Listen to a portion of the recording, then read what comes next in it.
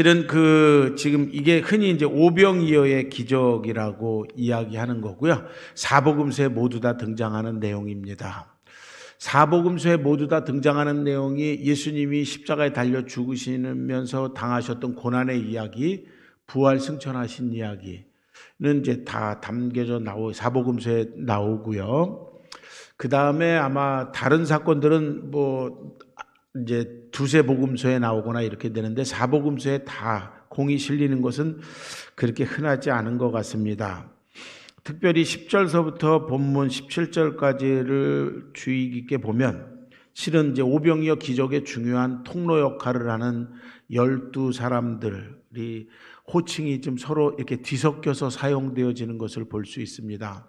한편에서는 사도라고 이야기를 하고요. 10절에 보면 사도들이 이렇게 시작을 하고요.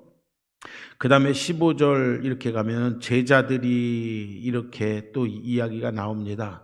사도하고 제자라는 이 호칭, 대상은 똑같은 사람인데 똑같은 사람을 한편에서는 사도라고 그리고 한편에서는 제자라고 부르는 거거든요. 실은 이제 별로 같은 사람들이라 중요하지 않은데 또 저같이 이렇게 성수학을 하는 사람들에게는 좀 민감합니다. 동일한 인물에게 호칭이 달라지는 이런 것을 볼 때. 자, 일반적으로 사도는 십자가 사건 이후에 그 12명을 지칭하는 그 호칭이라면 제자는 아마도 그 예수님이 그 십자가 사건이 있기 전에 따라다녔던 사람들, 물론 동일한 인물들입니다. 자, 그래서 오병이어의 사건을 한편에서는 사도들이 그리고 한편에서는 제자들이 이렇게 이야기를 하는 걸로 봐서 물론 오병이어의 기적의 사건은 예수님이 십자가에서 돌아가시기 전에 벌어졌던 사건이었지만 그러나 그 사건 호칭을 사도라고 이야기하면서 이 사건이 예수님이 실제로 십자가의 사건이 있기 전에 행하셨을 뿐만 아니라 십자가 사건 이후에도 이런 동일한 그런 오병이어의 사건이 일어나기를 바라는 그런 희망을 이야기하고 있다 이렇게 생각할 수 있고요. 그 다음에 사복음서에 기록되어져 있다라는 이야기는 초대교회가 오병이어의 기적을 굉장히 중요하게 생각했다라는 것을 또 우리가 엿볼 수 있습니다. 자, 그래서 이 오병이어의 기적 사건이 굉장히 중요한데 적어도 오병이어의 기적 사건을 보도하는 마태, 마가, 누가복음의 공통적인 그 본문의 위치는 이런 상황입니다. 사람들이 나가서 전도를 하고 돌아와서 전도 보고를 하고 그럴 때 헤롯이 놀랍니다. 그런 상황 속에서 나오는데 도대체 헤롯이 왜 놀랬고 오늘 본문이 어떤 의미를 갖고 있는 본문인지를 확인하기 위해서 누가복음 9장 7, 8, 9절을 제가 읽어보겠습니다. 누가복음 9장 7절, 8절, 9절입니다. 분봉왕 헤롯이 이 모든 일을 듣고 심히 당황하니 이는 어떤 사람은 요한이 죽은 자 가운데서 살아났다고 하며 또 어떤 사람은 엘리야가 다시 나타났다고도 하며 또 어떤 사람은 옛 선지자들 중에 한 사람이 다시 살아났다고도 함이라. 헤롯이 이르되 요한은 내가 목을 베어 죽였거늘 이제 이런 일이 들리니 도대체 이 사람이 누군가 하며 그를 보고 싶어 했더라는 겁니다. 이야기를 잠깐 정리하면 이런 겁니다. 제자들이 나가서 복음을 전했더니 세상이 시끄러워집니다. 이거는 지금 우리들이 마음판에 좀 담아가야 될 내용입니다. 복음이 하나님의 말씀으로 증거되어지고 선포되어질 때 그리고 복음이 복음답게 그리스도인들에 의해서 삶으로 살아내지고 실천되어지고 하나님의 뜻이 막 결실하고 하나님의 공의가 막 눈에 보이게 성취되어지고 그리고 막 여러 가지 생명이 증거되어지고 삶이 변화되어지는 일들이 막 벌어지면 세상은 난리가 납니다. 복음이 증거되어지는데도 아무런 변화가 없다는 이야기는 뭔가 좀 문제가 있다는 겁니다. 복음이 전해지는 그곳은요, 하나님의 사건, 하나님의 일이 사건으로 나타나는 곳이기 때문에 그곳은 반드시 소란하게 됩니다. 마치 예수 그리스도가 이 땅에 아기로 태어났을 때 예루살렘이 소동했던 것처럼 하나님의 복음이 증거되어지는 그곳, 하나님의 복음을 삶으로 살아내는 사람들이 막 넘쳐나는 그곳에서는 소동이 일어나고 세상이 도전을 받는 거예요. 오늘 그런 일이 있었다는 겁니다. 그랬더니 이 세상의 소동에 관한 이야기들이 분봉왕 헤롯 대왕에게도 들려졌던 거죠. 그 다음에 헤롯의 반응입니다.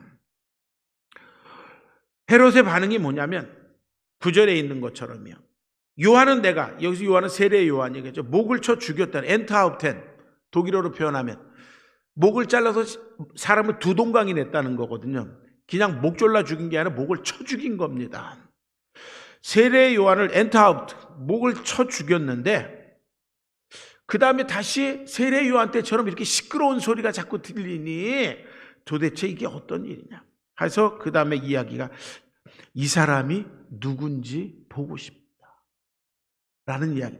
이거 다음에 벌어지는 것이 오병이어의 기적입니다. 따라서 오병이어의 기적은 결국은 헤롯이 이야기하는 도대체 이 사람이 누군가. 여기서 말하는 이 사람은 다 복음의 주인공인 예수 그리스도죠. 그렇죠? 도대체 예수 그리스도가 누구인가라는 이 질문에 대한 대답으로 성경은 오병이어의 기적을 이야기하고 있습니다. 따라서 오늘 우리들이 누가복음 9장 10절서부터 17절까지 우리에게 익숙한 오병이어의 기적이라는 이 본문을 통해서 설교 제목처럼 예수님이 도대체 어떤 분인가 라는 제목으로 헤롯에게 대답하는 것처럼 또 우리 세상 사람들이 질문한 도대체 너희들이 믿는 예수가 누구냐라고 질문하는 그들을 향해서 예수님은 이런 분입니다 라고 이렇게 전하는 그런 마음을 가지고 오늘도 이 본문 속에서 예수님이 누구인지 하나씩 알아가 보면서 은혜를 나누도록 그렇게 하겠습니다. 자, 오병이어의 기적을 베푸신 예수님은 어떤 분일까요? 자, 17절의 말씀을 같이 읽어보겠습니다. 17절 다 같이 읽겠습니다. 시작. 먹고 다 배불렀더라. 그 남은 조각을 12바구니에 거두니라. 아멘. 오병이어의 기적을 베푸신 분은 그냥 한마디로 우리들의 굶주림, 우리들의 배고픔을 해결해주고 우리를 배부르게 해주신 분입니다. 믿으십니까? 예. 오늘 우리들을 배부르게 해주시는 예수 그리스도를 만나시고 그분과 함께하는 삶을 살아갈 수 있길 주님의 이름으로 축원합니다. 우리들은 배고픈 삶을 삽니다. 성경은 도초에서 인생을 갈증으로 표현하고요. 오늘 본문은 인생이 뭐냐? 배고픔으로 우리들의 삶을 규정하고 배고픔이라고 이야기를 합니다. 배고픔은 어쩌면 세 가지 차원일 겁니다. 여기서는 물론 육체적인 배고픔을 이야기합니다. 자, 세 가지 차원의 배고픔을 주님이 우리들에게 해결해 우리들이 경험하고 있는 세 가지 배고픔을 해결하고 싶어 하십니다. 첫 번째는 육체적인 배고픔, 가난의 문제입니다. 두 번째는 사회적인 배고픔의 문제입니다. 공의의 문제고요. 세 번째는 영적인 배고픔, 꿈의 문제입니다. 조금만 더 설교를 심화시켜 보도록 하겠습니다. 첫 번째는 육체적인 배고픔, 가난입니다. 가난하면 배고픕니다. 맞지요? 가난하면 배고픕니다. 그런데 누가복음 6장 20절 평지설교라고 하는 이곳에서는 좀 독특하게 표현합니다. 가난한 자가 복이 있다라고 이야기합니다. 믿으십니까? 다 가난하십시오.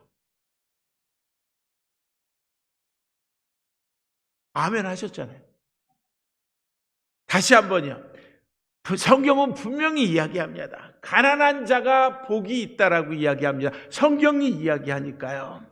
믿으십니까? 네. 그러면 가난하십시오. 노멘. 그렇죠? 우리는 아멘 한번 하고 노멘 한번 하고. 자, 여기서 질문을 해야 됩니다. 왜 가난한 자가 복됩니까를 질문해야 됩니다. 왜 가난한 자가 복되냐라는 겁니다. 자, 2차 세계대전 이후에 독일이 걸출한 신학자 중에 한 사람, 헬무트 틸리케라는 사람이 있습니다. 한국에는 별로 소개되지 않은 인물이나.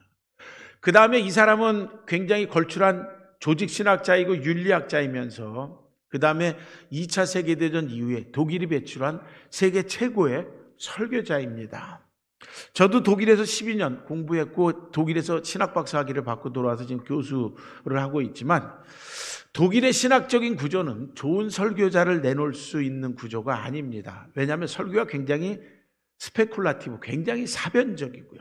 굉장히 논리적이고 굉장히 철학적입니다. 자, 이런 사변적이고 논리적이고 철학적인 구조 속에서 좋은 설교자가 나올 수 없습니다. 설교는 고도로 논리적이어야 되고요. 굉장히 조직적이어야 됩니다.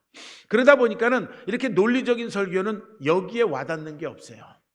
여기에는 와닿을 수 있지만 논리적이고 철학적인 설교는 가슴에 와닿거나 우리의 심장을 콩닥콩닥콩닥 뛰게 하면서 야, 그렇지, 믿어야 되겠, 그렇구나, 이렇게 막 믿음에 호소하기보다는 냉철한 이성에 호소를 하기 때문에 독일에서 위대한 설교자가 나오는 건 쉽지 않은데 헬무트 틸리케는 2차 세계대전 직후에 독일뿐만 아니라 2차 세계대전 직후에 아주 절망의 시절, 승리한 연합군도 절망, 패배한 독일도 절망, 이 절망하는 1945년, 50년 요 시기에 전 세계에 희망을 주는 설교자였습니다. 그가 쓴 책 중에 하나, 산상수훈 설교 중에 하나가 바로 6장 20절에 가난한 자가 복이 있다. 왜 복이 있느냐?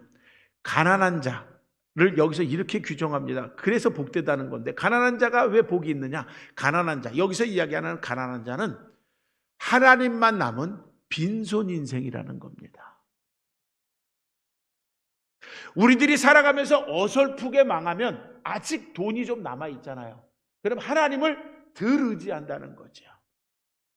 그런데 폭삭 망해버리면 남은 게 하나도 없는 거예요. 지갑을 열어봐도 먼지만 툭툭툭 떨어지고 남는 게 하나도 없는 거예요.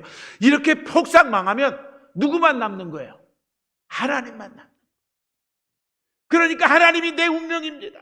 하나님의 말씀이 내 삶입니다. 하나님만이 유일한 나의 미래입니다. 하나님만이 나에게 유일한 삶의 돌파구요, 내일을 열어주실 마지막 희망이요, 유일한 희망이요, 하나님 말고는 의지할 곳이 없습니다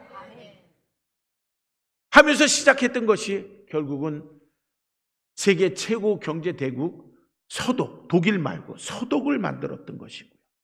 이에 설교가 기반이 되어서 독일 교회가 막 부흥해 나가기 시작하고요. 독일의 신학이 세계에 희망을 주는 신학이 되어지기 시작했고요. 그렇게 됐다는 이야기입니다. 육체적인 배고픔을 통해서, 그리고 육체적인 배고픔을 충족시키는 것을 통해서 오늘 주님이 저와 여러분을 가르치고 싶어하는 것이 있습니다. 그것이 뭐냐면 하나님만 남은 빈털터리의 인생처럼 하나님을 찾으라는 이야기입니다. 그러면 살 길이 열려지고요. 하나님의 말씀을 운명으로 생각하고 하나님이 이끌어주시는 손길을 내가 개척하고 내가 살아갈 수 있는 유일한 희망을 열어주는 고속도로, 하이웨이로 생각하라는 겁니다. 그러면 시냇가에 심은 나무가 시절을 쫓아 결실을 맺는 것처럼, 그리고 그 잎사귀가 마르지 아니하는 것처럼 우리들의 미래가 하나님 때문에 형통해질 수 있다는 겁니다. 오늘 우리들의 배고픔, 우리들의 가난, 우리들의 절망, 우리들의 폭망, 그것을 채워주시고 그것을 어루만져 주시기를 원하시는 그 주님께서 오늘 저와 여러분을 만나주시고 저와 여러분을 이끌어 주시며 오늘 하나님의 말씀이 우리들의 삶 속에서 운명이 되기를 주님이 원하시는데, 오늘 그런 주님을 만나는 귀한 시간이 될 수 있길 주님의 이름으로 축원합니다. 두 번째는 사회적인 배고픔입니다. 배고픔이라는 얘기는 뭐가 이루어지지 않았기 때문에 걸떡걸떡 된다는 겁니다. 마치 목마른 사슴이 물을 죽이기 위해서 걸떡걸떡 되는 것처럼 사회적인 배고픔이라는 얘기는 사회 안에, 공동체 안에, 교회 안에, 가정 안에 하나님의 공의, 하나님의 생명, 하나님의 선하신 뜻이 온전히 이루어지지 못했기 때문에 갈증을 겪고 배고파하고 아쉬워하고 절망하고 절규하는 모습, 그것을 일컬어서 사회적 배고픔이라고 이야기합니다. 그리스도인이란 어떤 사람들이냐? 산상수훈에서 이야기했던 것처럼 의에 줄이고 목마른 자여야 합니다. 의에 줄이고 목말랐다는 이야기는 오늘 교회 안에, 오늘 우리 가정 안에, 우리들의 자녀의 미래 안에, 자녀의 미래 안에, 우리들이 섬기고 우리들이 있는 그와 같은 세상 안에 하나님의 공의가, 하나님의 생명이, 하나님의 생수가 속 시원하게 흘러넘치지 않기 때문에 갈급해하고 아파하고 갈증을 느끼고 괴로워하고 몸부림치는 것, 이것이 사회적인 배고픔입니다. 세상 나라가 하나님 나라로 바뀌어질 수 있는 것, 이것이 성도들의 꿈이고 이것이 하나비전교회의 꿈이고 비전이기를 주님의 이름으로 축원합니다. 오늘 이것이 이루어지지 않는 것 때문에 안타까워하는 그 안타까움을 오늘 주님은 해갈시켜 주시고 채워주시기를 원합니다. 세 번째 차원의 배고픔은 영적인 배고픔입니다. 누가복음 6장 20절에서는 가난한 자가, 그러나 마태복음 5장 3절에서는 심령이 가난한 자가 복이 있다라고 이야기합니다. 심령이 가난하다는 이야기는 이런 겁니다. 마음에 욕심이 없다는 겁니다. 하나님의 복음이 이 땅에 성취되는 것 말고 다른 것이 첫 번째 나의 꿈과 비전이 될 수 없는 상황, 그것을 일컬어서 가난한 심령, 심령이 가난하다라고 이야기합니다. 결국은 하나님의 뜻이 이루어지는 것만이 유일한 나의 비전과 꿈이 되는 것, 이것이 심령이 가난하다는 이야기입니다. 인터넷 기사를 읽다가 충격적인 것을 봤습니다. 초등학생이 쭉 장래 비전을 설명하는 것 가운데서 장래 희망이 기초생활수급자입니다. 만약에 이 아이가 교회학교 어린이였다면 교사들은, 죄송합니다, 거칠게 표현해서 혀깨 물고 죽어야 됩니다. 왜? 교회는 하나님 때문에 꿈을 꾸게 만드는 곳이에요. 심령이 가난하다는 이야기는 하나님 때문에 꿈을 꾸는 것을 이야기해요. 하나님 때문에 꿈과 비전을 갖고 있는 것을 이야기하는 거예요. 이 아이에게 엄마 아빠가 가만히 있어도 동사무소에서 구청에서 쌀 다달이 20kg씩 한 푸대씩 주고 아빠한테 30만 원, 엄마한테 30만 원 이렇게 주고, 초등학생 눈에는 크게 보였을 수도 있습니다. 그러니까 장래소망 기초생활수급자, 꿈이 없는 거죠. 이게 지금 웃을 일이 아니라요. 지금 우리들의 교회 학교에서, 아니면 우리들의 자녀들이, 우리들의 자녀의 자녀들이 기초생활수급자와 같은 그런 꿈을 갖고 있고요, 그런 부류의 그런 꿈을 갖고서 그것이 꿈인 양 착각하고 살아가고 있다면, 교회 학교 선생님들 뿐만 아니라 우리 모두가 혀를 깨물어야 됩니다. 복음 때문에 꿈이 있습니다. 주님이 그 꿈을 갖게 해주시고 그 꿈을 이루게 해주시기를 원하신다는 겁니다. 오병이의 기적을 통해서 도대체 예수님이 어떤 분인가? 라는 것의 첫 번째 질문은, 예수님은 우리들이 갖고 있는 육체적인 배고픔, 사회적인 배고픔, 영적인 배고픔을 통해서 오늘 우리들에게 새로운 생명, 주님이 함께하는 삶을 열어가 주시기를 원하시는 예수님이십니다. 그분을 만나고 그분과 함께 새로운 삶을 걸어갈 수 있길 주님의 이름으로 축원합니다. 자, 12절과 14절의 말씀을 좀 같이 읽어보겠습니다. 12절, 14절입니다. 다 같이 읽겠습니다. 시작. 날이 저물어 가매 12사도가 나와 여짜오되 무리를 보내어 두루 마을과 촌으로 가서 유하며 먹을 것을 얻게 하소서. 우리가 있는 여기는 빈들이니이다. 14절입니다. 이는 남자가 한 5,000명 되밀어라.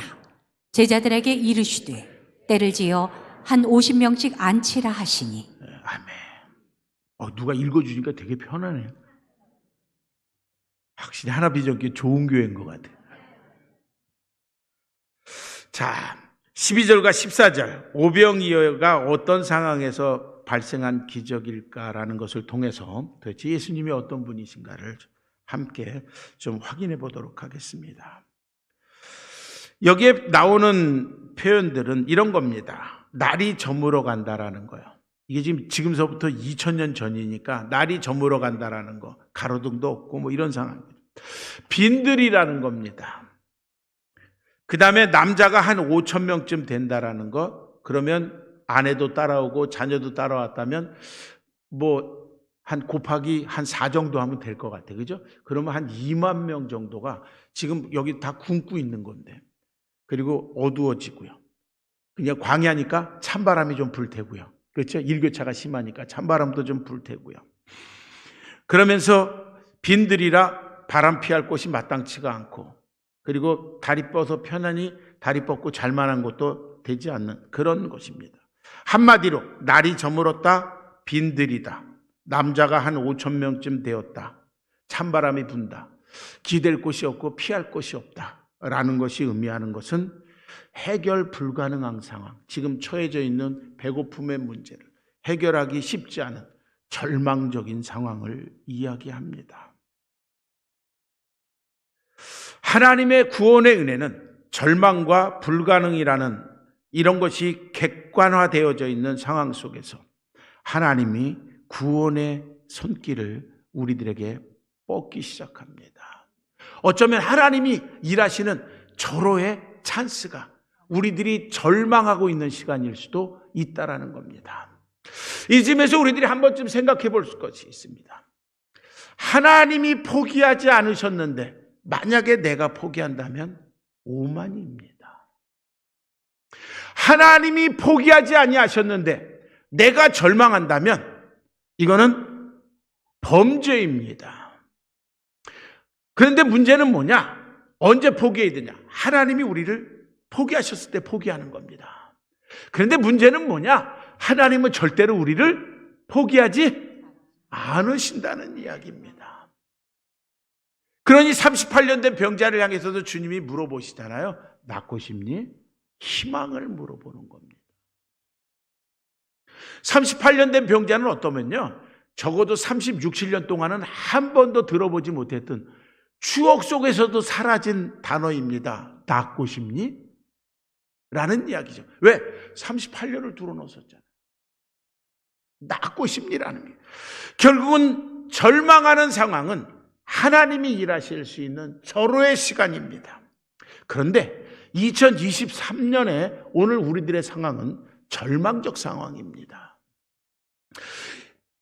2019년에 그 누구도 예상하지 못했던 코로나가 시작되어졌습니다.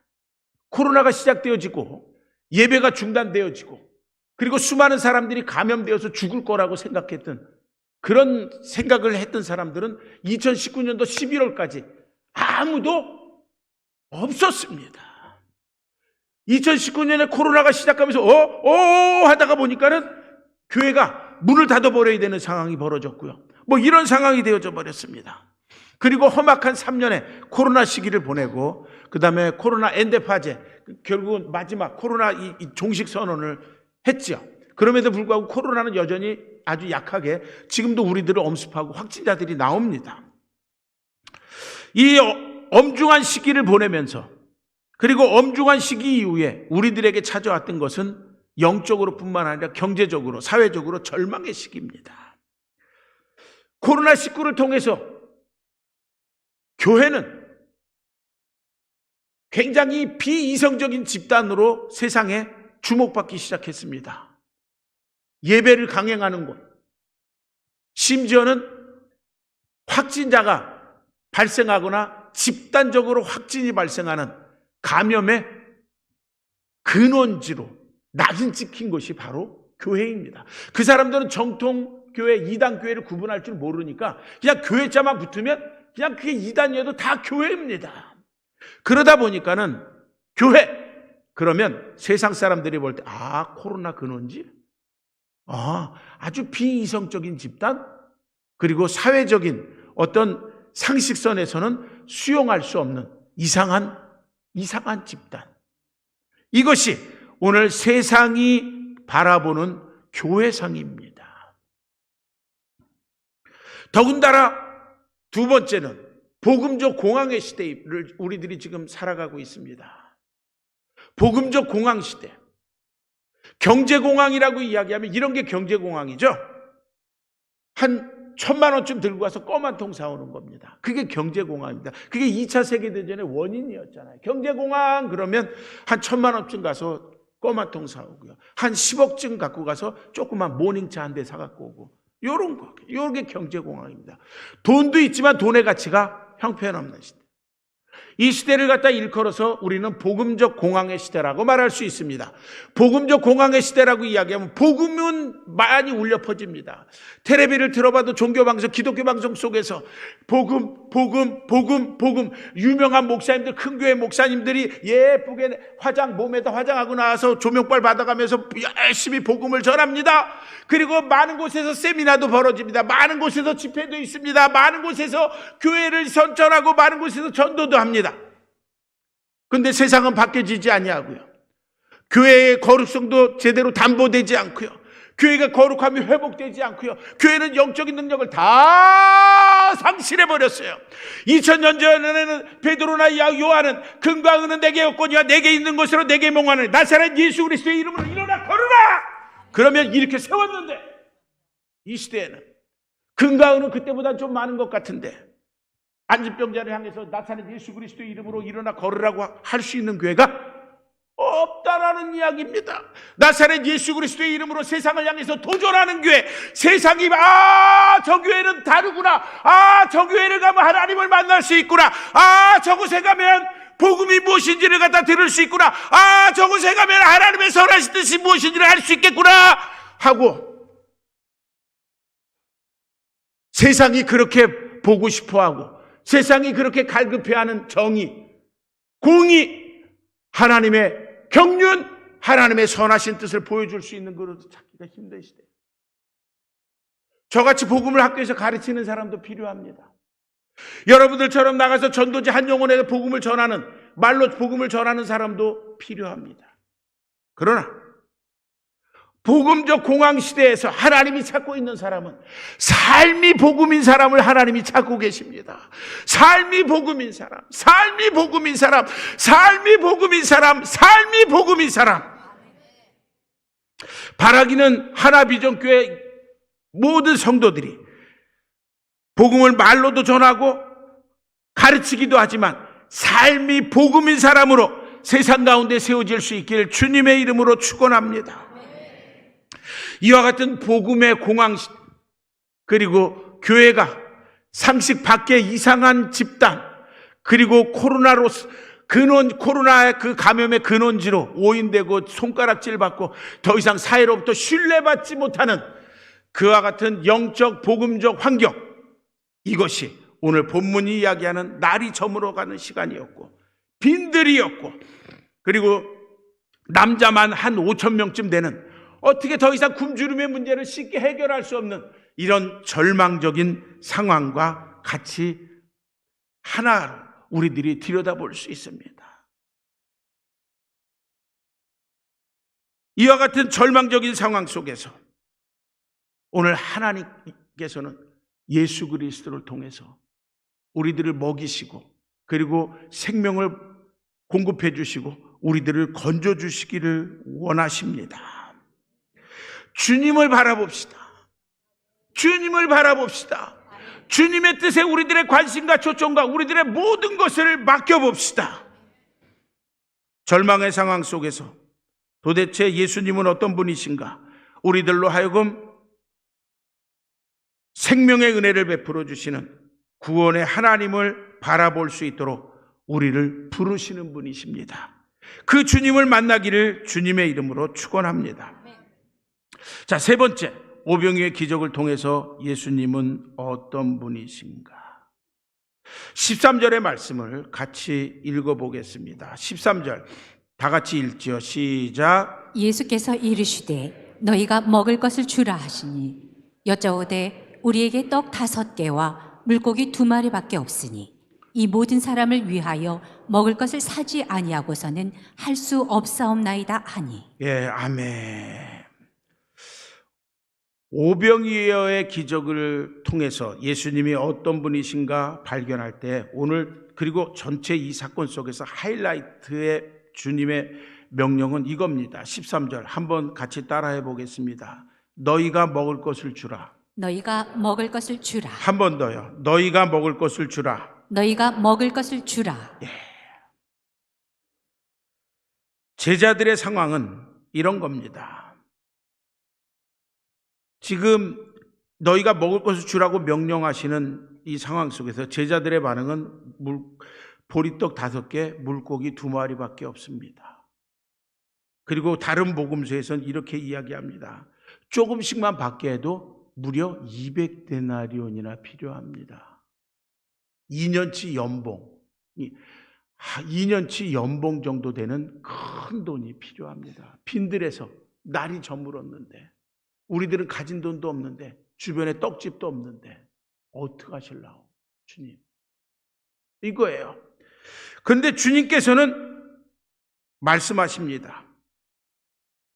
이성, 논리, 세상적인 셈법에 갇혀서 더 이상 해결책을 찾지 못하고 수렁에 점점 빠져들어가고 있는 제자들을 향해서 뭐라고 말씀하시냐면 너희가 먹을 것을 주라! 라고 말씀하십니다. 이성과 셈법과 그리고 경제 논리에 함몰되어서 그곳에 갇혀서 더 이상 미래를 내다보지 못하는, 더 이상 문제를 해결하지 못하는, 스스로 자기를 이성과 셈법과 경제 논리로 가둬놓은 제자들을 향해서 너희가 먹을 것을 주라고 말씀하십니다. 실은 너희가 먹을 것을 주라고 말씀하시는 이 명령은 이것과 똑같습니다. 누가복음 5장에 보면 제자들은 어부입니다. 갈릴리 바다에서 잔뼈가 굵은 사람들입니다. 밤새 서로 그물을 던져봤습니다. 그런데 고기를 잡았나요? 못 잡았나요? 별로 성경 안 읽어보셨어요. 자, 위에 책에다가 물어볼게요. 고기를 잡으셨나요? 못 잡으셨나요? 네, 아래층은 수상한. 자, 고기를 못 잡았지요. 근데 주님이 뭐라고 이야기합니까? 어디다 그물을 던져보라고요? 깊은 곳에.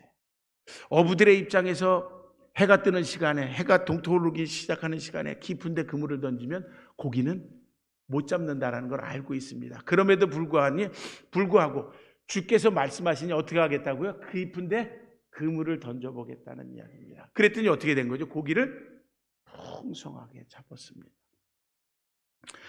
깊은 데 그물을 던지라는 이 명령이나 너희들이 먹을 것을 주라는 명령이나 주님이 요구하셨던 것은 똑같습니다. 다시 깊은 데 그물을 던지라는 이 명령으로 돌아와서 결국은 주님께서는 고기 잡는 방법을 가르치신 것이 아닙니다. 그럼 무엇을 가르치셨나요? 아주 간단합니다. 하나님의 말씀에 순종해서 하나님의 구원의 통로로 쓰임받는 은혜의 방법을 가르쳐 주신 거예요. 어쩌면 주님께서는요, 거꾸로 그물을 던져라 이래도 고기를 잡았을까요? 못 잡았을까요? 이건 잡은 겁니다. 깊은 데가 아니고 이번에 얕은 데다 그물을 던져봐라 이래도 고기를 잡았던 겁니다. 중요한 것은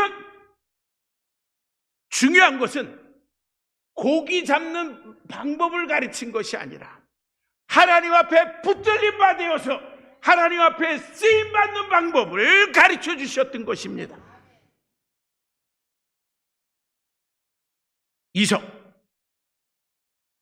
경제 논리, 자신의 경험, 자신의 경륜에 의해서 스스로 가둬놓았던 제자들의 그와 같은 사고, 그와 같은 생각을 주님은 너희가 먹을 것을 주라 명령하심으로써 그것을 깨부수고 하나님의 기적을, 하나님이 우리들에게 베풀어 주시는 생명을, 하나님께서 우리들에게 베풀어 주시는 은혜를, 치유를, 회복을, 미래를 경험할 수 있는 그와 같은 방법을 일깨워 주셨습니다.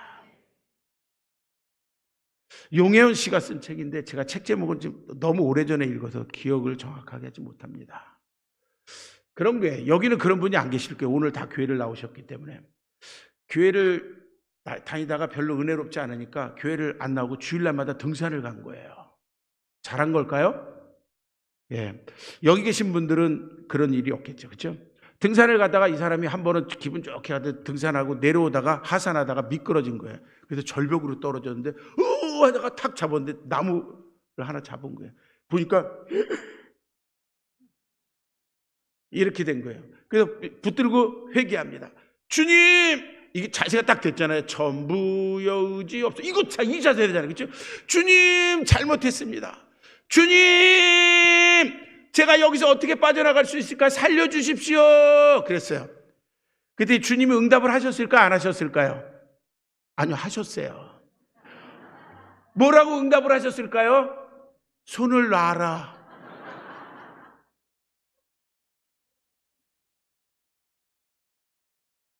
아니요, 왜냐면 이게 살아나야 되잖아요. 내가 지금 어디에 매달려 있다고요? 낭떠러지 절벽이에요. 그러니까는 살려달라고 그랬고, 그리고 기도했고, 하나님도 양심껏 들으시고, 하나님도 양심껏 응답하신 거예요. 손을 놔라. 놔야지 어떻게 살려. 이걸 잡고 있으면 어떻게 되는 거예요? 그냥 매달려 있어야죠. 평생 매달려 있어야죠. 그렇죠? 이렇게 된 거예요. 웃자고 한 이야기지만, 제가 이걸 오래도록 기억하는 것이 성경도 아닌데 오래도록 기억하는 것이, 제가 아마 독일에 유학할 때 읽었던 것을 기억하는데, 결국은 놔야지 살 수 있습니다. 그런데 놓는 게 쉽지 않지요. 내 셈법, 내 이성, 내 경험, 내 경륜, 내 경제 논리를 놓는 게 쉽지 않습니다. 그런데 주님 말씀, 그러면 그냥 매달려 있어. 그럼 매달려 있어야 돼. 살려면 놔야 된다는 겁니다. 제자들에게 말씀하신 거예요. 깊은 데 그물을 던지라는 것이나 너희가 먹을 것을 주라고 하는 것이나. 그래서 뒤에 보니까 제자들이 주님께 받아서 계속 나눠주잖아요. 그렇죠? 나눠준다는 거예요. 혹시 될까? 혹시 딱 부족하지 않을까? 하지 않고 그냥 나눠주는 거예요. 결국은 놓아야 하나님이 일하시죠. 놓아야 하나님의 창조의 손길이 임하죠. 놓아야 죽은 자를 살리시고 없는 것을 있는 것처럼 부르시는 하나님의 창조적인 구원의 손길이 나를 통해서 꿈틀거리실 수 있지요. 도대체 예수님은 어떤 분이신가? 이성과 논리와 경륜과 세상적인 셈법 때문에 불가능하다고 생각하며 자기 자신을 절망에 가둬놓았던 우리들의 불가능을 깨고 믿음으로 도전하라고 우리를 부르시고 흔드시는 분이십니다. 그 주님을 만날 수 있길 주님의 이름으로 축원합니다. 끝으로 10절입니다. 뒤에 예배가 없어서 설교를 조금 길게 해도 될 것 같아서 길게 하겠습니다. 아멘 하신 분. 자, 10절입니다. 같이 읽겠습니다. 시작. 사도들이 돌아와 자기들이 행한 모든 것을 예수께 여쭈니 데리시고 따로 벳세다라는 고을로 떠나가셨으나. 네, 아멘. 따로 벳세다 고을로 가셨다. 도대체 예수님이 어떤 분인가? 근데 누가복음에만 나오는 독특한 예수님의 모습입니다. 따로라는 이야기는 한적한 곳이라는 이야기고요. 무리를 피해서 내지는 주변의 환경에서부터 방해받지 않고 하나님과 1:1, 하나님과 친밀하게 관계할 수 있도록 한적한 곳으로 피해갔다라는 것을 쓸 때, 그런 것을 표현할 때 따로라는 부사를 씁니다. 따로라는 것은 기도의 모범을 보여주시는 예수님의 모습입니다. 여기도 시로 따로 벳세다 고을로 떠나가셨는데 무리가 따라왔기 때문에 방해를 받은 겁니다. 하나님께 집중해서 기도하는 것, 만약에 무리가 따라오지 않았다면 아마도 이 시간에는 사도들과 함께 기도하는 시간이었을 것입니다. 자, 성경 누가복음의 몇 구절을 제가 좀 찾아서 읽어보겠습니다. 누가복음 5장 16절입니다. 화면에 뜰 수 있나요? 없으면 제가 그냥 읽겠습니다. 누가복음 5장 16절입니다. 예수는 물러가사 한적한 곳에서 기도하시니라. 물러갔다라는 이야기는 따로라는 이야기죠. 따로랑 물러갔다는 이야기 같은 말입니다. 그렇죠?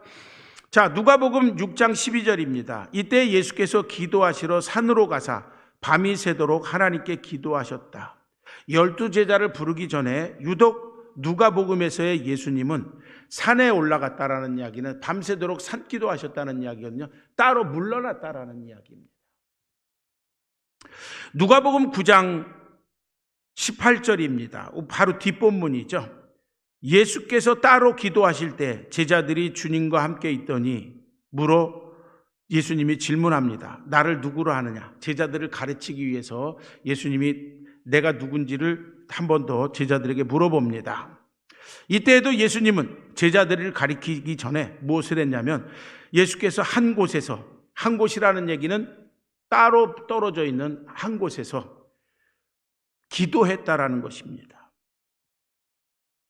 누가복음 11장 1절도 또 이렇게 이야기합니다. 예수께서 한 곳에서 기도하시고 마치심에 제자 중에 하나가 여짜오되 주님, 요한도 자기 제자들에게 기도를 가르친 것과 같이 우리에게도 기도를 좀 가르쳐 주십시오 하면서 주기도 입문을 예수님이 가르쳐 주십니다. 자, 이것 말고도 누가복음 도초에서 예수님께서는 중요한 사건, 제자들을 부르거나 자신이 누구인지를 갖다가 제자들에게 알리거나 그 다음에 십자가를 지시기 전이나 변화산상이나 심지어는 세례받고 올라오셨어도 하늘문이 열리기 전에 예수님이 기도하셨더니 하늘문이 열립니다. 누가복음 도초에서 예수님은 따로 그리고 한적한 곳에서 누구에게도 방해받지 않는 그런 상황을 만드시면서 무엇을 했냐면 기도하는 일에 집중하셨던 분입니다. 하나님의 아들이신 예수님조차도 어떤 일을 사역하면서 집중적으로 하셨냐면 중요한 일들을 하시기 전에 기도하는 일에 집중하셨던 분이십니다. 끝으로 예수님이 어떤 분이시냐? 기도에 집중하시는 분입니다.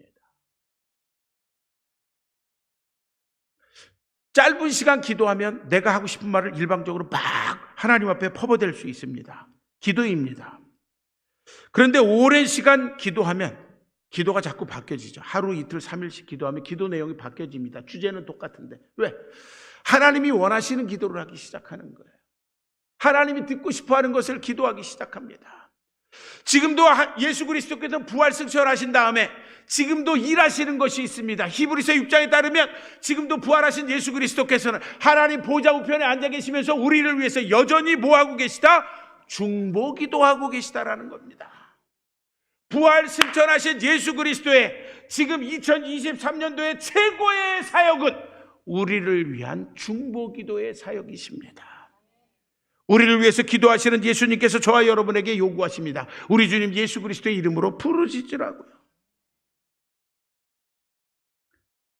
이 시대는 기도 소리가 점점 줄어들어가는 시간이에요. 하나비전교회는 안 그렇게. 여기 와서 보니까는 성령 운동하는 교회인 것 같고요.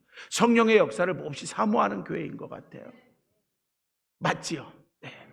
그런데 지금 이 세대는 말씀드렸던 것처럼 복음적인 절망의 시대이고요. 교회가 손가락질 받는 시대이기 때문에요. 앞 세대보다 성령의 역사가 더 강력해야 됩니다. 하나비전교회가 좀 그런데 앞서갔으면 좋겠어요. 성령의 역사가 좀 폭발적으로 나타나고요. 그래서 여러분들이 다 성령의 충만함을 얻고 그 다음에 예수님이 주님이 되는 삶을 살아가면서 예수님이 내 삶의 주님이 되는 순간 우리들의 삶은 완전히 달라집니다. 그러면 교회가 달라지고요. 그러면 여러분들 때문에 중부연회가 달라질 수 있어요. 그리고 기독교에 대한 감리가 달라질 수 있어요. 하나비전교회 희망을 걸어봅니다. 하나비전교회 소망을 걸어봅니다. 여러분들의 기도 소리로 하나님의 능력을 덧입으시고 여러분들이 능력을 덧입는 여러분들의 기도를 통해서 여러분들의 교회가 부흥의 모범이 될 뿐만 아니라 여러분들로 말미암아 중부연회와 기독교에 대한 감리회가 새로워질 수 있길 주님의 이름으로 축원합니다. 이야기를 다 맺겠습니다. 하나만 기억해 주십시오. 너희가 먹을 것을 주라. 이 주님의 명령에 여러분들이 온 삶을 다해서 화답하면서 다가오는 한 주간도 하나님의 은혜 속에서 승리하는 그런 믿음의 사람이 될 수 있길 주님의 이름으로 축원합니다.